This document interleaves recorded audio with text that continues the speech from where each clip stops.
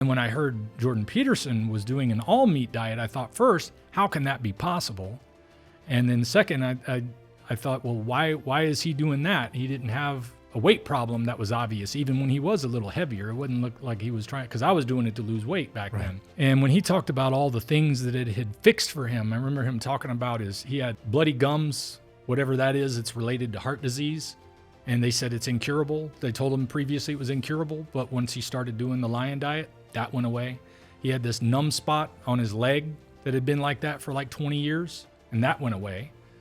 He was on SSRIs, and that went away. And that got my attention. I wasn't on SSRIs, but there was times I thought, maybe that's what I need. I thought, well, if this fixed him to where he doesn't need SSRIs, and it fixed this, and it fixed that, maybe it can help with both of the problems that I'm experiencing here. So I started to delve a little deeper into what he was talking about. And my plan was, I'm just going to try this for 6 weeks and see how it goes. And I started recording. I just happened to have a small YouTube channel that I was doing for fun with my son. I knew within a couple of days that I was feeling better. I was thinking clearer. The carnivore community is very amazing, and I am really blessed to be in this community and meeting so many amazing people. And I'm hearing so much about Dante Ferrigno and Ferrigno Freedom, and so many people I know learned carnivore from Dante. And I knew we just had to connect, and we did connect down in Tampa, which was really great, and Sarasota, and it's really great to have you here today. Thank you for taking the time to travel here and share your story. Oh, it was a pleasure. It's just amazing being a part of this movement that is changing people's lives. It is a movement. I agree with that, and because it's so different than anything I've learned. Wait a minute, I'm the doctor. I know about health and wellness. And where'd you get your medical degree? I don't have a medical degree. and yet you're helping people shed the diseases that we simply mask with the drug, a dissection, or another doctor. Yeah, well, I had to see doctors before this, and I had some issues that turned out to be leaky gut, as far as I can tell, because it's not diagnosed by doctors.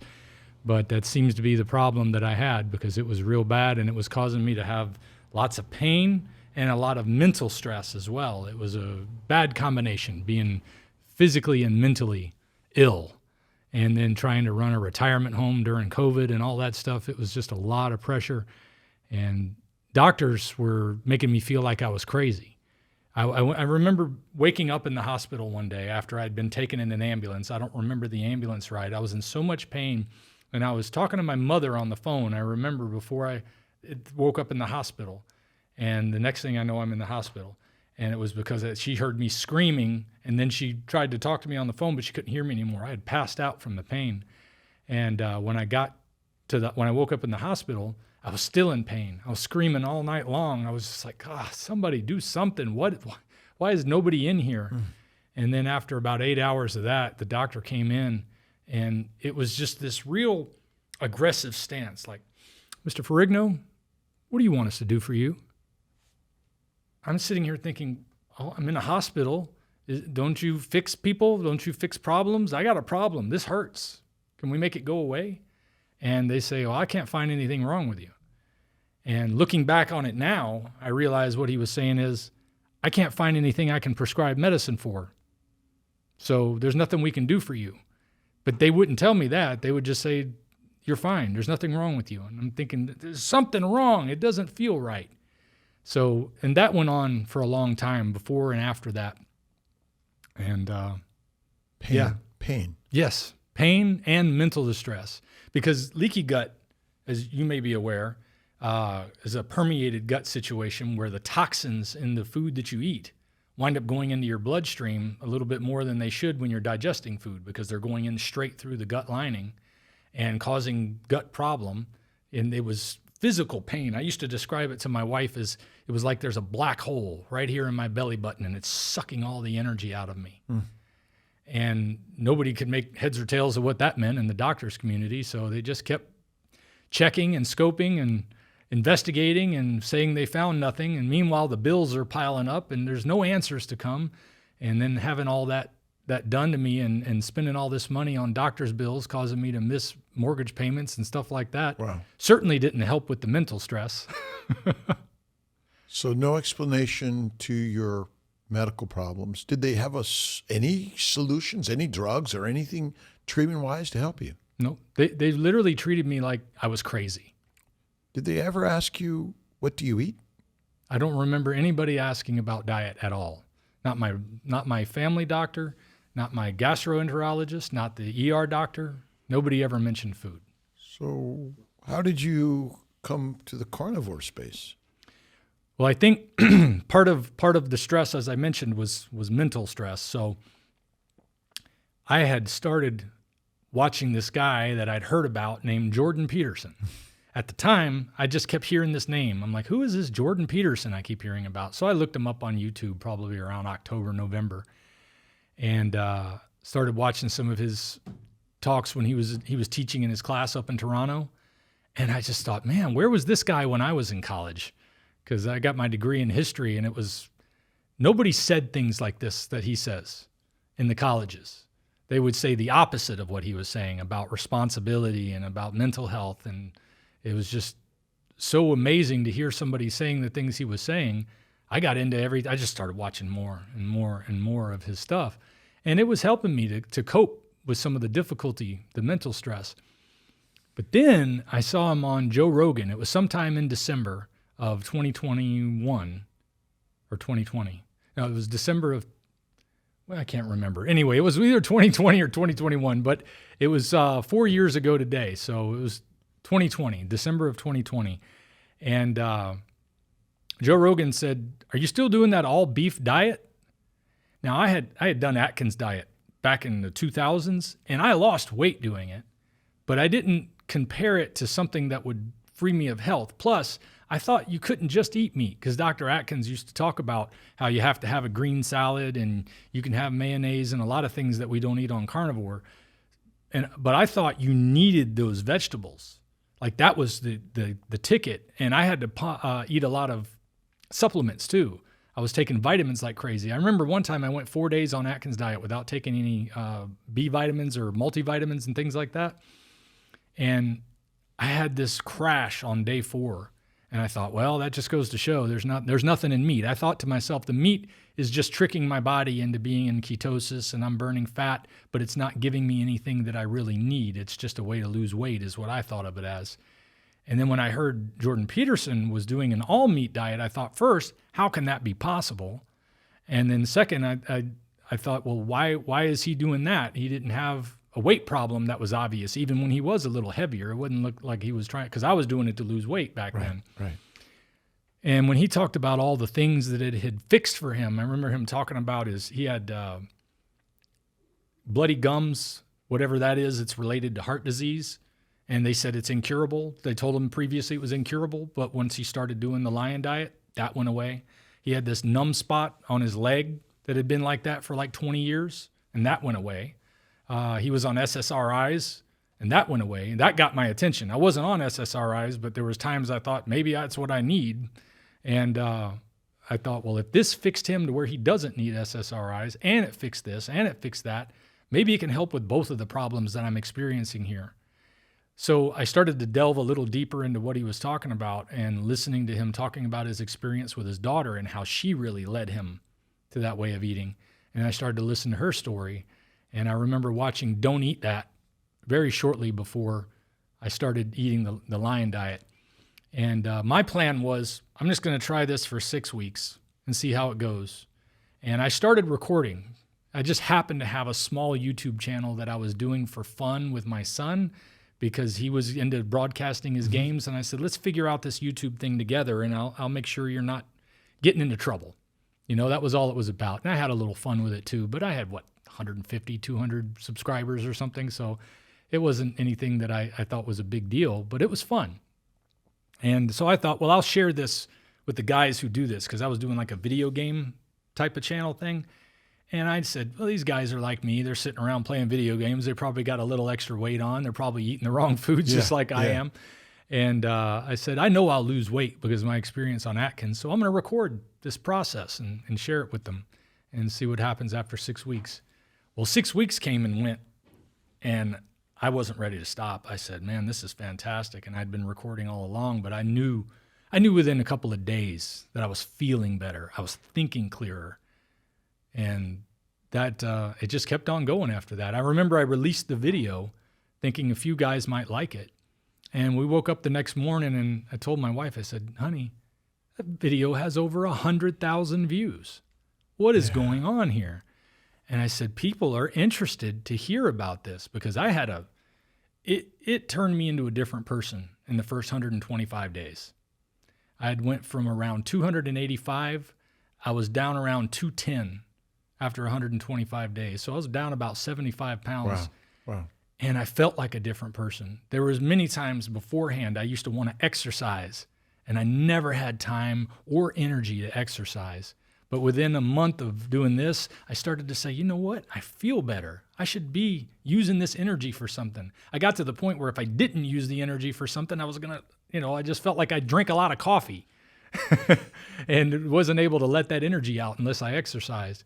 But I used to never be able to consistently exercise until I started eating this way. So I started doing that, and it just felt great.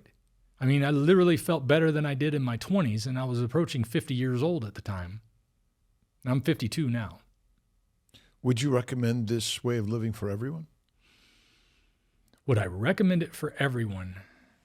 I would recommend it for everyone who is interested in finding out if their food is causing them a problem. If they're having any issues that are related to gut problems or autoimmune disorders, when I say recommending this form of eating, I'm talking about the Lion diet, specifically because it's an elimination version of the diet. It doesn't include chicken and pork and seafood. It's just ruminant animals, water and salt. And then you can try to add some of those things back and see if you're able to do that. I haven't really been able to add much of anything back. I have been able to add pasture-raised eggs back in, and that's really about it. Dairy, buttercream? I've dabbled with it, but it always causes some kind of problem, either an upset stomach or, it makes it hard to lose weight. I did have a dairy stint after about 2 years of being on this way of eating. I got back into whole milk for a little while. I forgot lactose is sugar, and I was trying to make that excuse that it's animal-based, so it's carnivore, let's give it a shot. But then I put on about 10 or 15 pounds in a very short period of time. I said, okay, I got to cut the dairy out. Darn it. Babies get fed on breast milk. Yeah. Well, that's what it's built for that, right? So I always wonder if people may not know how bad they really are until they go carnivore. Yeah. Or lions. And what type of mental improvement did you have? Oh, it was a drastic change. I went from feeling like I was just losing my mind and no solutions to feeling confident again. I still was under some stress, but the stress was a lot easier to deal with then. I mean, I'm under stress now, but it's a lot easier to deal with. And it's a result of changing the way I eat, the health overall. I feel like a whole different person. Any other aspects of your life that you've changed besides going carnivore? Well, I wouldn't say I've changed any aspects. My spiritual life has improved. And I think that's related to cutting out the bad things in my diet has made it easier for me to cut out some of the bad habits that I had in my spiritual life. I always wonder if sort of the plants cause damage to the brain and we hear the devil, but when we're off the plants, we hear Jesus. Yeah. And because he's always there in some way, but the plants are causing so much damage to our brain, it doesn't work right, and it sees what's wrong with life rather than what's right with life. Mm-hmm. What type of spiritual practices do you have? Well, mostly studying the Bible itself and trying to learn the application that's there, and just to get to know my Creator so that I can serve Him better. I mean, He's all about love. And, I truly believe that's the meaning of life, is love. Because if He created us out of love, He wanted to have people that would love Him back, or He wouldn't have given us free will like He has to make decisions. He would have just made us automatons if He didn't want love. And then on top of that, His two major commandments are to love God and to love one another. That's the meaning of life. And I don't think I knew what love was until I knew Christ's love. And that changes things. And Carnivore helps you see that better. Yes. Yes, it does. It helped me to not be as self-centered as I once was. Let's put it that way. I'm focused more on other people now. I didn't know how valuable that was to the person who was giving to other people. But giving other people a solution has brought me great joy. Absolutely, it is. It's the work that I was meant to do. Yeah, he brought us here to love one another and help one another. Mm-hmm. Because our brothers and sisters all are screaming out loud for it. But I think when we're screaming out loud in our brains with pain and suffering, it's hard to hear that and help them. Mm-hmm. But I agree with you that I think spirituality and faith in God, and I follow the philosophy of Jesus Christ, who essentially has given us a word and a way to live better lives, no matter what your religion is, or non-belief in God even. You can learn so much from that philosophy. Tell us a little bit about your online presence and what your intent is and your passion. My passion is to reach more people. Every time I think I've made enough videos. I mean, I say the same thing a lot. So I start to think, why do I need to say it again? Why do I got to say it again? Because the old videos don't get viewed as much. So if you make a new one, somebody else might see it. And that might be the person that needed to hear that message at that moment to give them an aha moment like I got after I had watched Jordan Peterson mention that one time. Because that aha moment started me down a path that has been amazing. And I want to help more people get that aha moment. When I walk out in public and I see people that look and clearly feel the way that I used to, and they're probably thinking the same thing. Why does it have to be this way? Why do I feel this way? Why can't I just unzip this thing that is over my body and step out of it? I used to say that myself. Mm-hmm. I want to just unzip this fat suit that I'm in because it doesn't feel like me. It feels like something I'm living in. And then somebody shared a picture of some sort of meme that showed a guy that was clearly very heavy at the beginning, and the upper body was all chiseled and well done and had all the muscles showing, but the bottom part was showing the part that hadn't changed yet, and he's chiseling it away himself and saying, this is not the body I'm supposed to be in. This is the body I'm supposed to be in. Well, that's how I feel when I wake up every day now. And I want other people to wake up that way because they're happier when they wake up that way. More happy people is going to make for a lot less violence in society, a lot less angry in traffic. You know, there's so many things. When people feel better, that it just spreads like a medicine, like a good medicine, instead of a lot of this bad medicine we have. You know, we need a good medicine to spread across the land. I see social media as the new social medicine.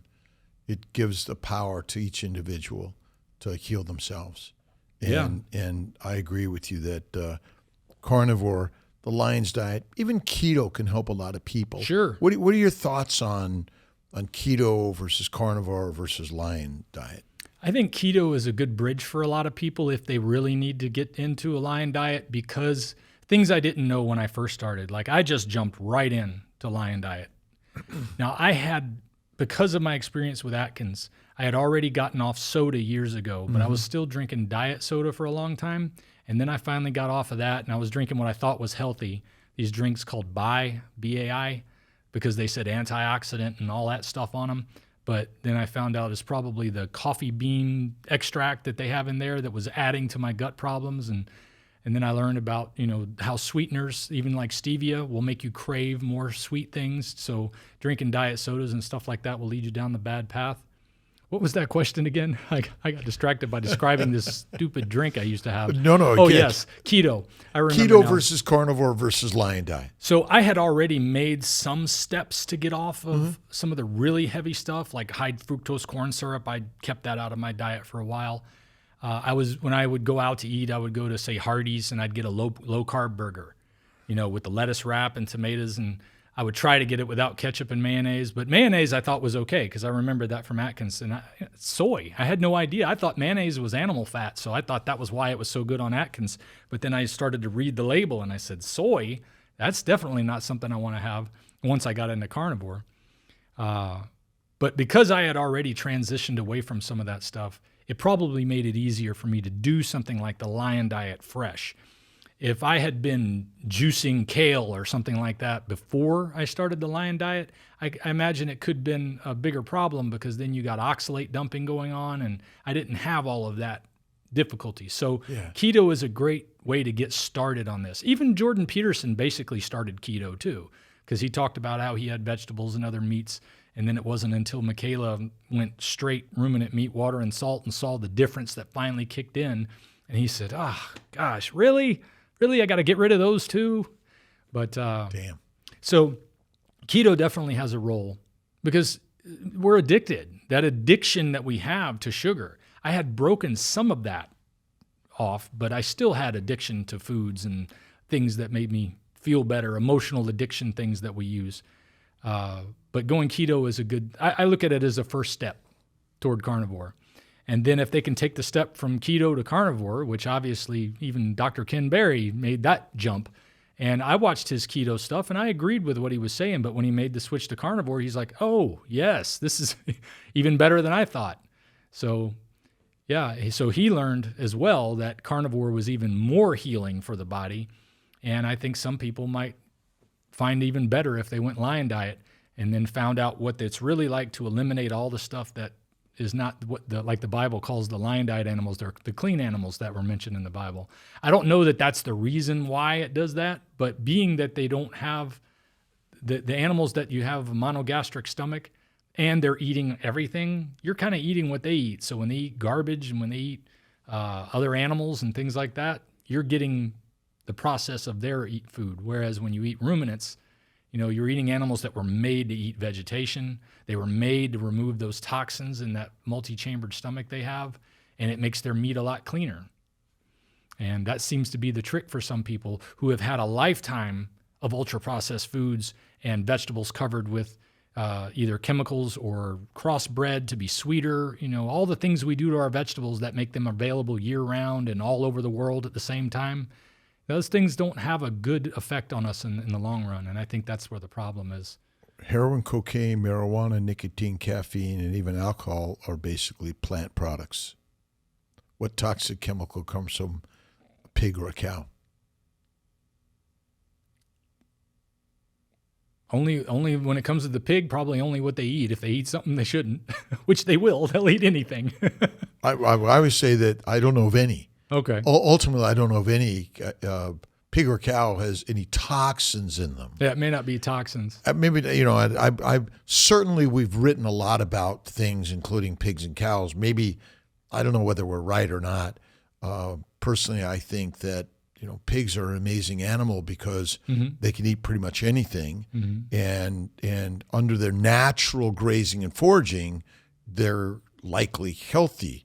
And I don't know why they would contain any contaminants or disease processes personally, but these are all things that we're all learning in this process. Yeah, I do agree with you that beef seems to be the best.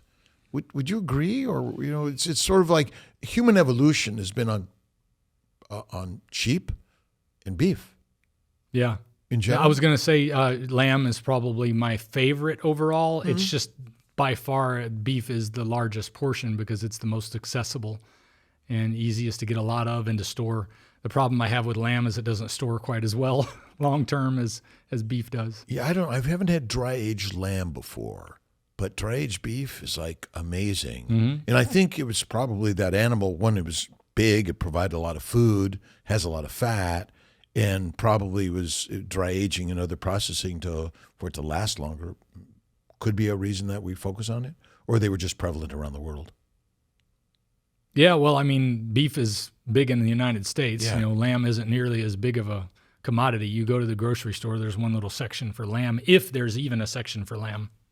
I've heard something like the sheep really destroy the land and where the cows don't seem to do it as much. I don't know if that's true or not.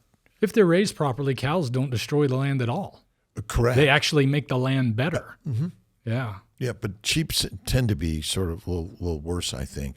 Tell me a little about some of the inspirational stories that you've received on your podcasts. Well, I know the one that I had one post today where I met with a guy named Lash that had psoriatic arthritis. And do you know we had Lash here today?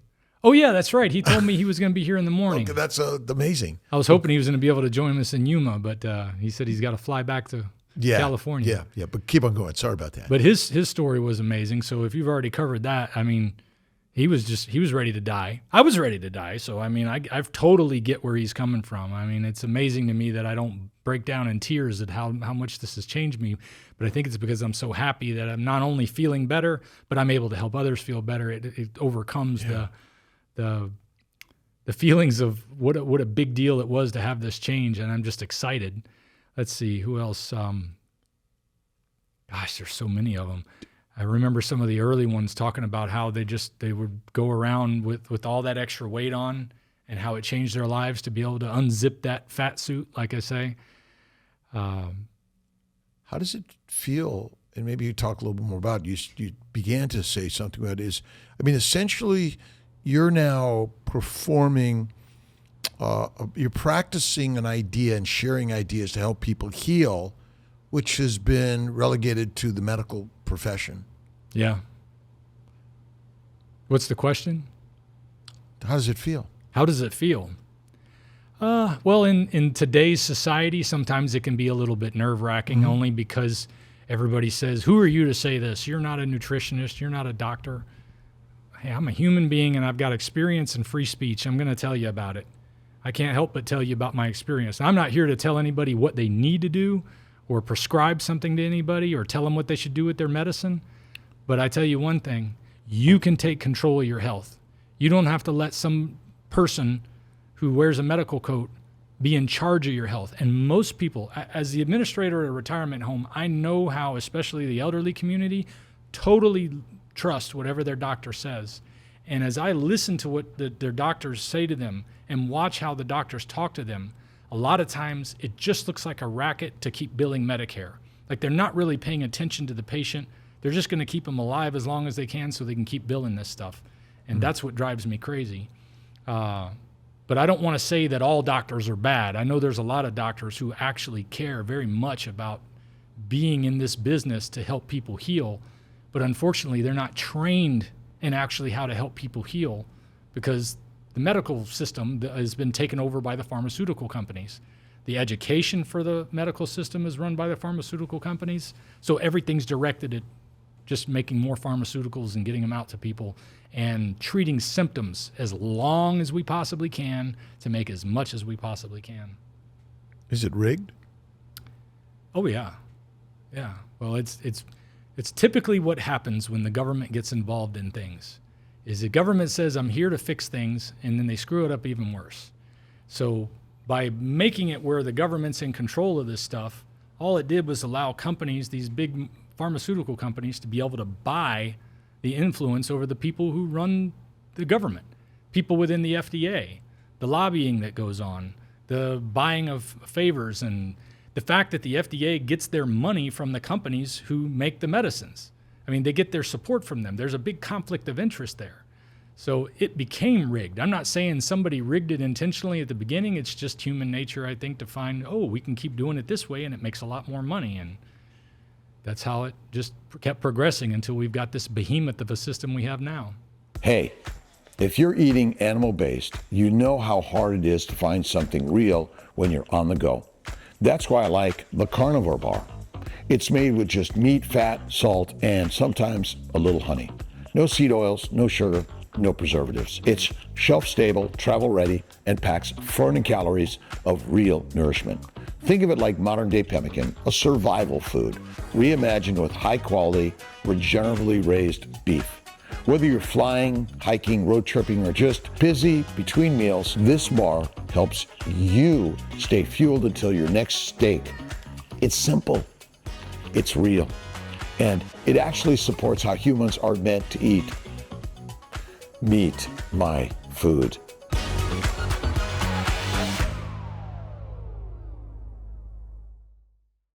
I like you use the word a racket, and I think that's what it really is. Yeah. And obviously, we go into medicine to help people, and there's some things we can do to help people that are good, but there's a huge number of people that become sick and or die from the things that we prescribe and the things that we do. And so I think I've learned as a physician through keto and carnivore lifestyles that we can heal so many that are suffering from infertility or cancer or heart disease or diabetes, which is pretty remarkable. And I feel honored to be sitting with you for someone who's been out there sharing it because they've experienced it. I too did Atkins for a while, and I did Weight Watchers, and I didn't really think about the other diseases I was suffering from. I don't know that I really noticed it, although when I went paleo 20 years ago, I got better, and then keto and carnivore was like, whoa, game changer. And I've done the Lion Diet. I tolerate butter and cream and cheeses pretty well. I don't think I have any issues from it. That's good. But we don't know. I always wondered, like, that one of my good friends, Dave, died of cancer at 52, and he was a healthy guy. And I wonder about some of these things that we think are okay, but ultimately things like cancer, heart disease that takes you down fast may be secondary to some of those things that we thought were okay. Well, I try not to be so regimented that I'm telling everybody you've got to do Lion Diet, because I want people to start on the path of nutritional health, period. If it means starting with keto, that's fine. It means starting anywhere where you're changing the way you eat to find out what it's going to do. But if you start getting into where you're moving more toward meat, then you're moving toward clearly ancestrally what we did. I don't know if it's millions of years or thousands of years. My tend belief is it's only thousands, and that we've misunderstood science and history for a long time. But whether it's short or a long period of time, we still don't have any cave paintings of people harvesting crops. We have cave paintings of people hunting animals, and this is like their free time. This is what they're doing. This is important. This is a big deal to them, was catching these animals and feeding the people, and probably used for education for their kids and things like that. They're documenting the stories, and human stories are critical. And ultimately, science, I often use the word snake oil, and I'm trying to think about it, and since modern science, and let's just take the last 100 to 150 years, have we gotten healthier or more unhealthy? That's the thing, is you would think we've gotten healthier, but when you start to really look at the history and you look back at things like cancer that we figured out as early as the 1930s and probably even earlier. But I mean, when you go back and look at the work by Otto Warburg. Thank you, Warburg. He, for whatever you think about him as a person, he was on the right track even that far back as the 1930s in Germany, and figuring out what was feeding cancer, and that it was glucose, and that they had all these glucose receptors on cancer cells. And clearly, if you want to stop them from growing, you got to stop them from feeding. And that's what they're feeding on, is glucose. And then that work got obscured later on. And then once we found the oncogene, oncology is the solution to everything. So now everybody's getting irradiated to get rid of cancer. And a lot of times the solution was worse than the problem that they had, because if they survive all the radiation, they live in misery with radiation burns and problems. I mean, my mother-in-law suffers with that, and it's rough to watch. It's unfortunate you have a genetic predisposition to this cancer. There's nothing we can do. Or you're going to need to major something, which ultimately has a side effect of causing cancer. So this is one of the problems with our treatments. Sharing the stories compared to sharing the science. Do we need to wait for a scientific publication to prove that carnivore is the way? Well, there have been a few from what I hear from Dr. Berry and Dr. Baker. I don't keep up with where all the publications were, because that's not really my area. My area is just more of sharing my experience. I do like to try to do some research on those things and share that, but I leave a lot of that to the carnivore doctors. I'm really just wondering, since the Bible is the book that we carry to war, not the scientific journals, and what you're telling me is nothing the science has been able to tell you. So I just wonder, is science really what's bought and paid for? And there's a ultimately, lot it's of propaganda. Yeah, there's a lot of it that has been very skewed by the interests that wanted it to be a certain way. Like, for instance, just when you look at Ansel Keys' work with the 7-country study, it wasn't 7 countries. I think it was 21 or 23 countries. Well, when you're eliminating all the parts of your research that don't match your hypothesis, then you're not doing science anymore. Well, why did he do that? He was being bought out by the influence of companies that wanted to make sugary products and products with wheat and cereal and all of that. Are you a scientist? I think everybody can be a scientist if they're actually just using good judgment and following, okay, let me test the theory. Let me see if it holds up against this. Does my thought about this, does my hypothesis hold up when I throw this at it? If it doesn't, then I got to throw that hypothesis out. But what science is being, the way it's happening a lot of times today is that doesn't match what we want it to say, so go do it again. Go check it again. Go check it some other way. Or eliminate that data because it doesn't fit our criteria. Went through medical school, undergrad. I was a nutritional biochemistry major at USC, and then medical school, and you got to learn all the pathways, and you got to learn all the science that we're taught. Mm-hmm. But ultimately, it was the memorization of how do you make the diagnosis, and then what drugs do you use? Yeah. And I still question almost all science, including in our keto and carnivore space. I think it's based on maybe the science we thought was right, but I wonder, is glucose maybe for something else and has nothing to do with our energy? Possibly. I always, if we question one science, shouldn't we question all of it? Sure. Question everything. Yeah. And is science somehow outside of our realm as human beings? And there's we're unbiased by our beliefs.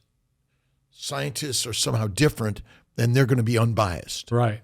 But they're just human beings. Right. That are paid for the study of a particular thing. And in general, if it doesn't meet our hypothesis or theory, we throw it away because either nobody's going to publish it or it's just not worth it. And when you say not going to publish it, what I mean is that it doesn't fit the publisher's belief either, because scientific journals, do they want to make money? Sure. And are they any different than you or I? No, because there's still people right there, Yeah. And that's why I'm very careful not to make it sound like it's some evil plan. It's just human nature getting in the way of doing the right thing. Or we believed one thing and in fact something else is true. And this is one of the problems I have with science, even in our carnivore keto world. Because once again, we're going to go out there and prove something and prove them wrong. Mm-hmm. But it's like religions, politics, and nutrition. You'll fight that till the day we're all dead, because you'll never beat. Because if I believe vegetables are best, am I likely going to believe you? Well, anytime you believe something is this way, you're gonna polarize. Yeah. Because there's always going to be somebody that says, well, it's got to be that way. Yeah. The other way. And so it causes contention, and then people don't want to deal in contention. I have a hard time with it. I have a hard time with confrontation with people and having people get upset with me. I take them very seriously when people leave negative comments and things. But as time goes on, that's getting easier to deal with. I can say that. It's their impression and their belief and their story. Mm-hmm. And we're all on a journey of storytelling. And faith, I say, like you talked about it, is always the first thing you want to focus on. Mm-hmm. And it'll heal many things. It does. But darn, carnivore, like I say, Christ and carnivore are interlocking together on the journey.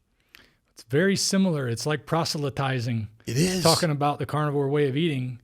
But I'm not saying it replaces my faith. I'm just saying It's a solution to those physical problems that might be hindering your spiritual growth. Well, I agree with that. I think that I worked in the faith field first, and then I found carnivore, and it was like, whoa, it's even better on carnivore. Mm-hmm. And I believe that the biggest problem is plants are mostly toxic. We can eat some plants, and we likely did because we're likely omnivores, more like bears, opportunistically at the right time, the right place. But what's your favorite plant you have eaten in the past? Well, real quick, I want to say that the plants we have today aren't the plants that they talked about in the Bible when they said eat the bread and eat the fruit of the field. Because even in the Bible, they talked about you shouldn't be mixing the seed in the field. And we're mixing everything. Yeah. I mean, we're genetically mixing these things. We're going too far. How big was a banana 10,000 years ago? Exactly. And it was loaded with black seeds and stuff that would have made it very difficult to eat. And there's a reason why it was difficult to eat. It was trying to let you know, I don't want you to eat me. But it was still something that would give you nourishment at that time. And I always kind of call it was the poor man's food at the time, just like it is today. It still is. I mean, meat's a little more expensive. But when you start to weigh the balance of is your healthcare costing you a fortune, then maybe spending a little more money on your food will save you in the healthcare side and you actually get a drop in expenses. Well, most of the plants you eat go out your booty. They're not digestible. Yep. Didn't you just waste a lot of money? Yeah. And so ultimately the meat you eat becomes your muscle meat. Yeah. And so ultimately, didn't you save a lot of money because you put it where it belongs on your body? Yeah. And I'm just wondering if your intake is different, the amount of food, the frequency of food. Oh, yeah. Yeah. Well, at the beginning, one of the things I noticed very early on was that, wow, I'm not as hungry as I usually am. I don't have a need for 3 meals a day or more. I mean, I had to have 3 meals a day and snacks and all that stuff before that, and I heard that whole thing, breakfast is the most important meal of the day. And there is something to eating, your meat around your breakfast time only because your blood sugar is higher in the morning anyway. You might as well get your blood sugar up from your food a little bit if you're gonna have that spike, and you can keep it longer throughout the day with it lower. But I don't think it matters too terribly much when you eat, as long as you eat when you're hungry, and don't eat when you're not hungry. And when you eat meat, fatty meat, you're less hungry less often. Oh yeah, I more often I'm not hungry, and I can go all day with just one meal. And one of the things I never would have thought of doing before the Lion Diet was fasting. A day's fast to me was just, why? Why would I do that? Why would I go without eating when I'm hungry? I need energy. I got to go to work. There's all these reasons. And now I could fast for 24 hours a lot of times and not even think about it if I decide that that's what I want to do, just to kind of be in control of my appetite. Food freedom. Huh? Food freedom. Food freedom. Absolutely. And the concept that when we came out of the trees, however many thousands or millions of years ago, did we come down to eat the grass or eat the grass eaters? I don't know how we came out of the trees and all that stuff, but all I know is that in the Bible, they talk about all the animals that they kept. And that was a sign of wealth too. So why? Just so they could sacrifice them? I don't think that's a sign of wealth if you just got animals to sacrifice. They were eating the animals. They were eating a lot of animals. And that's the jobs you hear about people having, even all the way back to Cain and Abel. Cain brought the vegetables and God didn't accept that, but Abel brought the meat and God accepted that. God even talks about the fat being for him. What was the purpose of plants on Noah's Ark? Feed the animals. That's right. There wasn't two stalks of corn and two avocado trees or apple trees, were there? They didn't mention it, but I'm sure they had to have some there so they could feed them.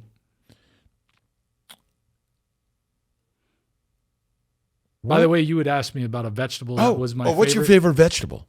Now that was your favorite right. vegetable. Back then, or favorite plant you would eat. Back then, it would have been asparagus. I don't know why. As long as it was coated with a lot of butter, I loved it. But if by itself, it's not. Would you eat asparagus raw? No. Would you just walk down the street and see some plants and grab them and eat them? No. Would anyone, even in general, would anyone grab plants or grass or flowers and eat them as they're walking down the street. Not plants or grass. The only thing I could think of might have been fruit. But like I say, the fruit has been changed these days. That's what I get to. Well, so go find fruit right now. What are the odds you're going to find fruit that are ripe? Right.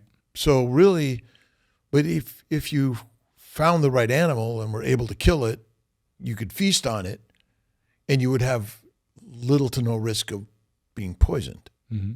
But essentially, I think as you were saying, the plants that we eat today are different than they were. I'm also wondering if, in fact, we were able to consume certain plants either ground up, cooked, soaked, or fermented. And ultimately, how do you have to prepare beef? Is there any preparation, really? Yeah, put it on the fire. Do you need to put it on the fire? Don't necessarily need to. I know a lot of people who eat raw, and they're fine with it. That's preference for me. Right. But raw is likely our evolutionary nature because were you waiting for the cook before you ate it, or waiting for the other tribe to come and take it? And I don't know. The only place was best for you was in your belly. So you had to kill and eat fast. Otherwise, the vultures or some other animal was going to come and take it from you. Yeah. I think. Well, again, I'll leave that to the anthropologists and the evolutionists and whoever wants to answer that question. But I will say that obviously raw has more nutrients because when you cook something, you cook off some of the nutrients.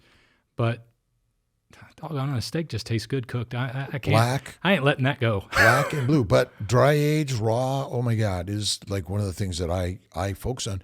Pottinger's cats, if you read the book, he did a study on cats, fed them raw meat, cooked meat, raw milk, pasteurized milk.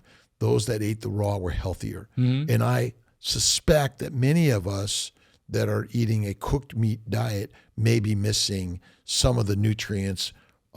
The macromolecules micro and macromolecules may be damaged, and we may be suffering from some of the diseases.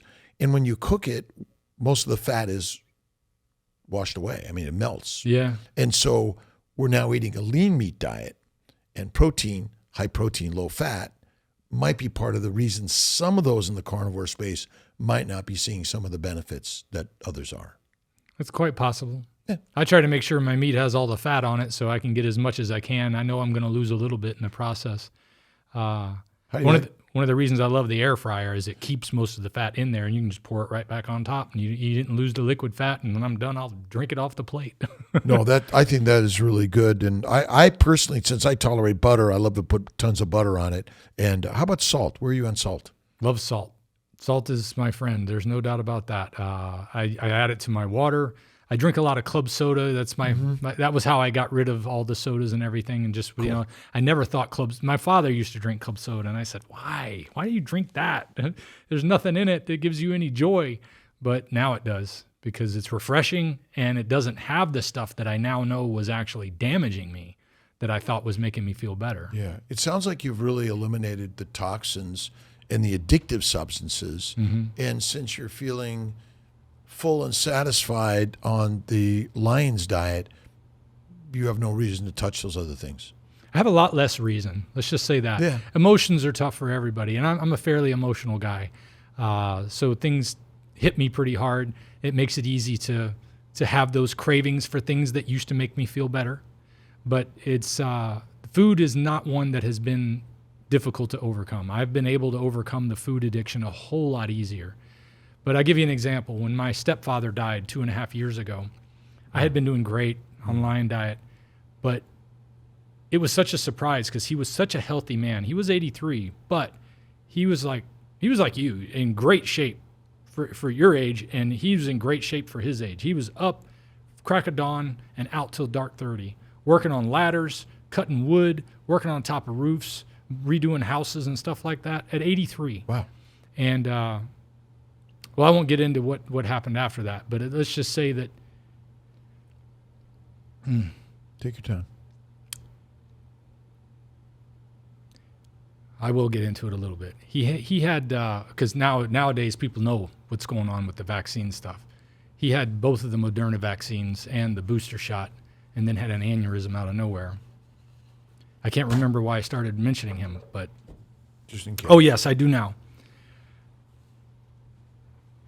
He was so good to my mother. He's my stepfather, but he'd been married to my mother for over 20 years. My father passed away when I was a teenager. And I love this man. He was more my father than my own father was, so when he passed away and it was a surprise like that, it was sudden, it broke my heart. And I found my way into a bucket of ice cream and didn't stop until the spoon hit the bottom. Boy, that was a rough 3 days after that. But when I say those emotional things, you'll go back to sometimes those things. And when you get them out of your system for a long time, they don't have the same effect, that's for sure. Immediately afterward, I regretted it because I thought, oh boy, this didn't make anything better in the long run. But when I woke up the next morning, both of my kidneys felt like I had swallowed rocks and they were stuck in there. And that went away after about 3 days. But then the brain fog was back for about 3 weeks. I felt like a whole different person. So bringing those things back in just reminded me of how important it is to get the poison out of your system. What would you recommend us